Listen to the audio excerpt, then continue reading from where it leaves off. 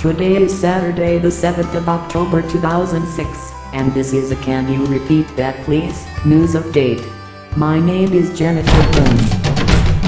Top diplomats from many different countries are meeting.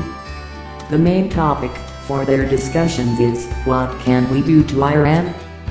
Like North Korea, Iran has nuclear plans, and refuses to listen to common sense. A big hazardous materials fire at EQ Industrial Services, somewhere in North Carolina, is the reason that around 70,000 residents were being evacuated.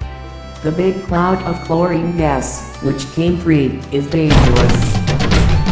Mongolia is considering to regulate the name of Genghis Khan. The name of the brave warrior is now being used for several brands of vodka, beer, etc.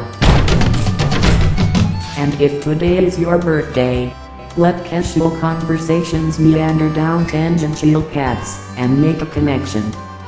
I have no idea what I just said, but it sounds okay. This was a Can You Repeat That Please news update. See you again tomorrow.